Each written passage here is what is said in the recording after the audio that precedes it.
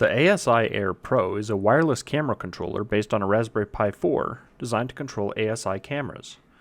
It's used in astrophotography to automate and simplify taking photographs. Recently, it was brought to my attention that one of the limitations of the ASIair Pro is that it's inside of an aluminum enclosure, which means the Wi-Fi connection is generally poor unless you're right next to it. The person that reached out to me had recently bought one of my pre-modified Pi 4s to fix his setup, and was wondering if I could offer the modification as well. Of course, I always like a good challenge, so in this video, I'll show how to make the modification to the ASIair Pro, and then I'll compare the Wi-Fi performance before and after the modification. Stick around to the end, because I'll be giving away this modified ASIair Pro as well. So if you're interested in getting into astrophotography, or if you're already an astrophotographer and you want to upgrade your system, this giveaway is for you. So without further ado, let's get into the modification. To start off, take out the 4 screws holding the case together. I'm using a P1 Phillips here. Then slowly pull the 2 halves apart.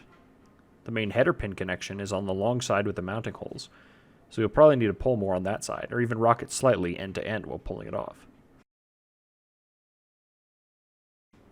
There we go. You can see inside that there's a Raspberry Pi 4 on one side, and the ASIair control board on the other. The Raspberry Pi PCB antenna is in the corner, and even though there are some ventilation slots machined out to let some of the Wi-Fi signal through, the antenna is still fairly obstructed. Remove the 2 screws that are holding the Pi into the case, and remove the Pi from the case. Now, the next thing you'll need to do is modify the Pi to add the U.FL connector, and connect the Pi to the connector instead of the PCB antenna. I've already covered that in another video, so go ahead and watch that first, and modify your Pi. Make sure you remove the SD card from the Pi as well before working on it, because you don't want to damage it with heat. However, since I'm running low on time for this video, I'll just do the modification quickly with a little engineering magic. Poof! Ah, perfect. Now that that's done, we need to drill a hole for the antenna we will be adding. The best place to add it on this version of the ASIair Pro is right above the indicator lights. If you have an older model of the ASIair Pro, it won't look identical since the walls on the Raspberry Pi side are taller, but it should be similar. The hole for a regular RP-SMA connector is 1/4 inch, so there's not a lot of room. Measuring from the edge, there's exactly 0.3 inches from the edge to the little fins that divide the indicator lights. If we bump the 1/4 inch hole right up against that, then we need the center of the hole to be 0.175 inches, or 4.5 millimeters from the edge. To drill the hole, you can use a regular hand drill, but I'm going to use my favorite kitchen appliance. Okay, I have the case set up in my drill press. I'm using a little cardboard on the bottom to keep it from getting scratched, and I'm using some chunks of plastic to clamp it in place without damaging the beautiful surface finish. You can use wood for this as well if you have it. You'll just need to cut out a little notch for the small piece of the case that sticks out on one side. We will drill it using 2 drill bits to get a really clean hole. I'll start off with a 3/32 pilot drill bit, but you can use any small drill bit. This is most important if you're drilling by hand because the small hole will keep the larger drill bit centered when you drill the final hole. Carefully line it up from both sides so it's centered between the 2 indicator holes, and so the drill bit will line up exactly 0.175 inches from the edge. Add a little oil if you have it. 3-in-1 or WD-40 works well. Now, let's drill the pilot hole.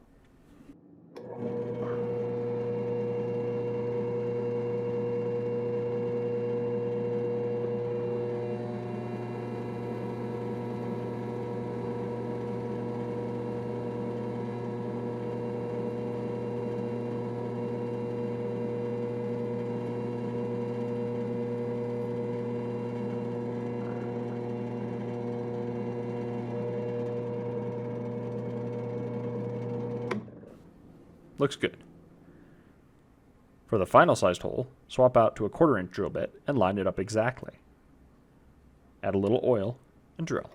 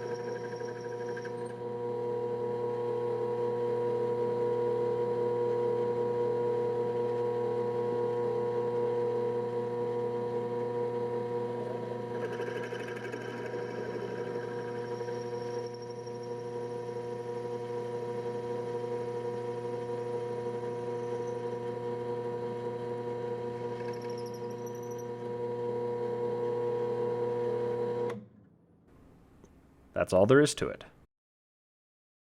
Okay, the hole is drilled. I ran a little deburring tool around the whole edge to get rid of any burrs, but you can use a small rat tail file for that if you don't have it, or just leave it and be careful. Just don't cut yourself. The hole looks nicely positioned, and if we look at the back, we can see it's pretty much exactly where we want it. You could file off a bit of the indicator light divider if you wanted to, but it really isn't necessary. Now it's time to assemble. Put the Pi back inside the case and mount it with the 2 screws. Next, let's add the RP-SMA connector. Put it through the hole, and then on the other side add the crown washer, smooth side out, followed by the lock washer, and then finally the nut. Tighten it by hand, and then for the final tighten, you can use either an 8mm or a 5/16 wrench. Either one will work fine. Next, we need to connect the other end to the U.FL connector. To make it nice and straight, you can loop it around and then route it along the edge. Just line it up, and then push it to snap it into place. You can tuck away the coax cable wherever it fits. There's plenty of room as long as you don't block the ports or the heatsink, which you can see on the other half of the case. Now just close it up and replace the 4 screws.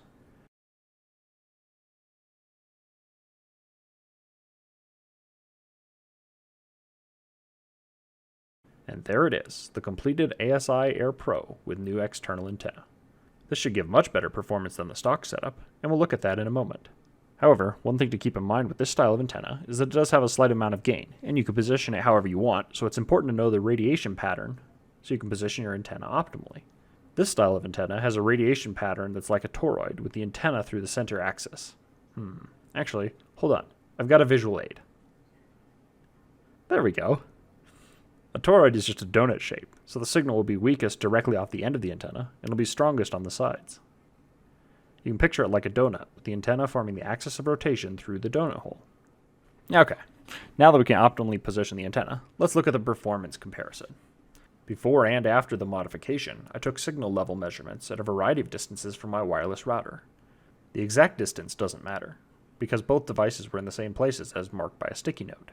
The script used for taking the measurements is identical to the one I previously used when comparing Pi 4 modification differences. It's linked in the description. As we can see from the graph, the new external antenna provides about a 20 dBm improvement over the stock antenna. That's huge.